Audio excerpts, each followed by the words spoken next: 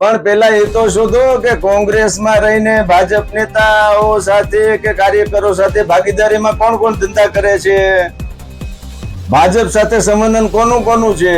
હવે આની ઉપર તમારે વિશ્વાસ રાખી અને ચૂંટણી લડવાની છે, એટલે નીચેનો કાર્યકર નિરાશ અને નારાજ જ થવાનો છે. નેતાગીરી બદલો, સ્થાનિક સ્તરે બદલો અને સ્પષ્ટ વક્તા અને બિંદાસ બોલે એવી નેતાગીરી જ્યાં સુધી ગુજરાતમાં કોંગ્રેસ નહીં સ્થાપે ત્યાં સુધી કોંગ્રેસે ખાલી પ્રેસ કોન્ફરન્સ જ કરવાની રહેશે. ગુજરાત પ્રદેશ કોંગ્રેસના પ્રમુખ એવા શક્તિસિંહજી ગોહિલ રાજકોટમાં આજે પત્રકાર પરિષદ કરી ગયા છે.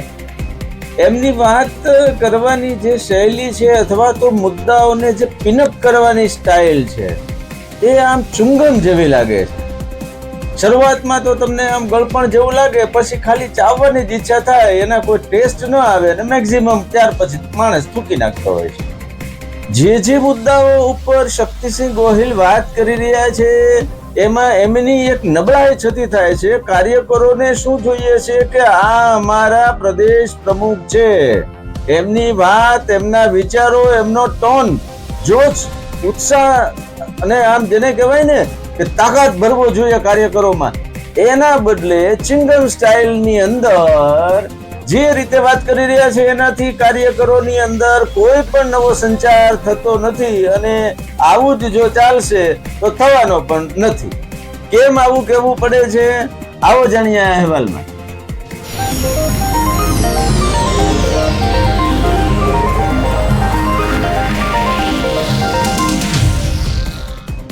નમસ્કાર, ઇવનિંગ પોસ્ટના ડિજિટલ પેજ ઉપર હું છું આપની સાથે ફરી એકવાર કુમાર. મિત્રો, ભારતીય જનતા પાર્ટીના મંત્રી હોય કે પ્રદેશ પ્રમુખ હોય કે શહેરની ઉડતી મુલાકાતે આવ્યા હોય કે સભા રાખી હોય, પણ એની જે વાત કરવાની સ્ટાઇલ અને જે પ્રતિપક્ષ ઉપર ચાબખા અને જે પોતાની યોજનાઓ વિશે ગાય વગાડીને જે રીતે આખો મંચ હોય કે સભામાં જેટલા ઉપસ્થિતો હોય એ બધાની તાળીઓના ગડગડાટ અને કાર્યકરોમાં એક ઉત્સાહનું જમ પૂરીને જતા રહે છે. પછી ભલે કઈ થતું નથી, બરાબર, પરંતુ એ ઉત્સાહ છે ને એ આજે શેરી મહોલ્લા ગલીઓમાં પ્રસરી જાય છે, એટલે લોકોને એવું થાય છે કે આ હા શું થઈ ગયું. પરંતુ બીજી તરફ વિપક્ષ તરીકે કોંગ્રેસે તો આજે જેને કહેવાય ને કે ભારતીય જનતા પાર્ટીના શાસનમાં બનેલા બનાવોને ઉછાળવા જોઈએ, આક્રમક શૈલીમાં બોલવું જોઈએ, રેલીઓ કાઢવી જોઈએ, ધરણા કરવા જોઈએ, કશું થતું નથી. પ્રેસ કોન્ફરન્સ થાય છે અને એમાં પણ ભારતીય જનતા પાર્ટીના કાર્યકરો, આગેવાનોમાં અહંકાર આવી ગયો છે. એ પ્રજાની વાત સાંભળતા નથી. આવું બધું જે અત્યારે હું તમને કહી રહ્યો છું એ સ્ટાઇલમાં કહેવાથી હવે કોને શું અસર થવાની છે, શક્તિસિંહ ગોહિલ શું કહે છે એ સાંભળો પેલા, અને એની સ્ટાઇલ પણ જુઓ. ભારતીય જનતા પાર્ટીમાં આંતરિક લડાઈ એ પરમ સીમાએ છે અને એનું કારણ એ જ છે કે લોકોએ મત આપ્યા પછી નેતાઓમાં અહંકાર છે. અને આપણે ત્યાં મેં સંસદમાં પણ ગુજરાતી કહેવત ટાંકી હતી કે પાડાઓની લડાઈમાં ઝાડ નો ખો. આ જૂથો જે લડે છે એના કારણે સામાન્ય લોકો, એમના કાર્યકર્તાઓ આને તકલીફ પડે છે. અમરેલીમાં ભાજપના બે જૂથોની લડાઈ હતી ભાઈ. એક દીકરી નાના પગારથી ટાઈપિસ્ટનું કામ કરતી હોય, એને ટાઈપ કર્યો કાગળ, સાચો કે ખોટો કોણે આપ્યો એને તો લેવા દેવા નથી. તો સાવ નજીવા પગારમાં દીકરી, પાટીદારની દીકરી કામ કરતી, એને પટ્ટાથી માર મારવામાં આવે, એનું સરઘસ કાઢવામાં આવે. લડાઈ ભાજપના બે મોટા માથાની. ત્યારે આ પ્રકારના ભારતીય જનતા પાર્ટીના જૂથવાદના કારણે જે પરિસ્થિતિ ગુજરાતમાં થઈ છે એમાં વધારે સહન તો ગુજરાતીઓએ, ગુજરાતના લોકોએ આજે કરવાનો વારો આવ્યો છે. સંનિષ્ઠ, સારા અવાજ ઉઠાવે એવા ભાજપના કાર્યકર્તાઓ અને નેતાઓ છે, એમને રોજ બરોજ અપમાનિત કરવામાં આવે. એમને કોઈ ના કોઈ રીતે જો સાચો બોલનારો કે ધગશવાળો કામ કરતા વાળો ભાજપ વાળો હશે તો એને સાઇડલાઇન કરવામાં આવે. ક્યાંક નો રિપીટ કહેવામાં આવશે, ક્યાંક બીજું ત્રીજું બહાનું કરવામાં આવશે, પણ જે ભ્રષ્ટાચાર કરે, ધન સંગ્રહ કરી આપે, બેફામ વાણીવિલાસ કરે, કોંગ્રેસને ગાળો આપે, લોકોનું ન સાંભળે પણ ગુંડાઓને સાથે લઈને ભાજપને ગુંડાગીર્દીમાં મદદરૂપ થાય, એ બધા નેતાઓ અને સારા લોકો ભારતીય જનતા પાર્ટીમાં પણ આપણે જોયું કે જુનાગઢમાં હેમાબેન આચાર્યએ બળાપો કાઢવો પડ્યો, જેમની નસ નસમાં ભારતીય જનતા પાર્ટીને ઊભું કરનારી વિચારધારા, અને સૂર્યકાંતભાઈ આચાર્ય અને એ પરિવાર લોકોની વ્યથા જોઈને જો આવા વ્યક્તિઓનો અંતરાત્મા પણ બોલી ઉઠતો હોય તો કેવી સ્થિતિ છે ભારતીય જનતા પાર્ટીના શાસનમાં ગુજરાતની, આ સૌથી મોટું પ્રમાણ છે. જો મિત્રો શક્તિસિંહ ગોહિલ જે સ્ટાઇલમાં એક ફરિયાદી હોય ને એ ટાઈપનું કહી રહ્યા છે કે ગુજરાત પ્રદેશ કોંગ્રેસના પ્રમુખ છે, રાજકોટમાં ટીઆરપી ગેમ ઝોન કાંડમાં જિગ્નેશ મેવાણીને છૂટો દોર આપ્યો હતો અને પરિણામ મળ્યું હતું. ટીઆરપી ગેમ ઝોન કાંડ સહિત આજે સ્થાનિક નેતાઓ, રાજકોટ મહાનગરપાલિકાના હાલના જે શાસકો છે અને જે હોદ્દેદારો છે એમની કાર્યશૈલી અને જે રીતે ભ્રષ્ટાચારના આક્ષેપો કરીને જે મામલા ઉછાળી રહ્યા છે એને પ્રદેશ પ્રમુખે તો હવા આપવી જોઈએ. સ્થાનિક ભાજપની અંદર આજે જે રીતના ડખ્ખા ચાલી રહ્યા છે, મનમોટાવ છે, અને પ્રદેશ કક્ષાના પ્રમુખ આજે આવીને આવી ફરિયાદના સ્વરૂપમાં પ્રેસ કોન્ફરન્સ કરે કે જુઓ આ વિડીયોની અંદર જુઓ પૈસા વેચે છે અને આ એક ખરીદ કરીને ચૂંટણી જીતે છે.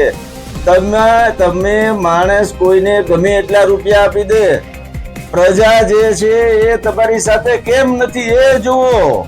મુદ્દો આ છે કે પ્રજા ભાઈ કેમ નથી આવતી, એટલો બધો ભ્રષ્ટાચાર, કાયદો વ્યવસ્થાની સ્થિતિ ખાડે અને ભાજપના આંતરિક વર્તુળમાં ખળભળાટ, આનો લાભ કોંગ્રેસ કેમ નથી લેતી? આક્ષેપો તો તમે કરો છો, પુરાવો ક્યાં? પ્રજાને જે મુશ્કેલી પડે છે એના માટે કયા કોંગ્રેસી ભાઈ ધરણા કર્યા, રેલી યોજી કે આજે જે છે જાહેર રસ્તાઓ પર પ્રજાના પ્રશ્ન આવ્યા? હવે તમારે કોંગ્રેસે આવું કશું કરવું નથી અને ખાલી ફરિયાદના સ્વરૂપમાં ફરિયાદ તો નાગરિકો કરી શકે છે. તમે શું કરી શકવાના છો? તમે શું કરીને આપશો? તમારું વિઝન શું છે? આ બધું પ્રદેશ પ્રમુખે કહેવું જોઈએ અને કાર્યકરોમાં એક જોશ અને ઉત્સાહ પૂરવો એ પ્રદેશ કોંગ્રેસ પ્રમુખનું કામ છે. તમે બિંદાસ બોલી શકો છો, તમે રાજ્યસભામાં જે રીતે ઊંચા અવાજે વાત કરો છો, પ્રજાની વચ્ચે આવીને કરો, પ્રજા સપોર્ટ આપશે, મુદ્દા સાચા છે એમ જો સાબિત થયેલી વાત જે છે તો એ સાચા મુદ્દા લઈને પ્રજા પાસે જાઓ. ચૂંટણીમાં તમે જે છે કાર્યકરો તમારી સામે જે છે એ કે તમારી સાથે છે એ બરાબર, આ બધી વસ્તુ અંદરની છે, પણ પ્રજા પાસે તો તમે જઈ અને તમારી વાત તો પહેલા રજૂ કરો. કોંગ્રેસ પક્ષના કાર્યકરોમાં જોશ અને ઉત્સાહ ભરે એવા નેતાની જરૂર છે. અત્યારે તમે આ ચુંગમ સ્ટાઇલ જે કહેવાય ને કે જેમાં તમે જે છે એ શરૂ કરો વાત, ત્યારે ગળ્યું લાગે, પછી મમણાવવાની અને પછી એમાં કાંઈ મજા આવે નહીં એટલે 5મી મિનિટે થૂકી નાખવાની. પ્રેસ કોન્ફરન્સ કે બીજું જે કાંઈ તમે ગોઠવો છો એ પૂરું થયું એટલે બધા ઘર ભેગા. તમારા કોઈ મુદ્દાને લોકો લક્ષમાં પણ લેતા નથી. ઇવન લોકો કરતા કાર્યકરો કોંગ્રેસ પક્ષમાં પણ લક્ષમાં એટલા માટે નથી લેતા કે પ્રદેશ કોંગ્રેસ પ્રમુખે તો આજે જેને કહેવાય કે ચાપખા મારવા જોઈએ, વિપક્ષ તરીકે ધમધણાવી નાખવું જોઈએ. જે તો આજે ગામડાનો પણ કોંગ્રેસનો કાર્યકર હશે એમાં એમ થાય કે મારા નેતા જેવો આ બેબાકપણે સ્પષ્ટ રીતે બોલે. કોંગ્રેસ પક્ષની અંદર બોલકા નેતાઓ, સ્પષ્ટ વક્તાઓને આગળ લાવવાની હવે જરૂર છે.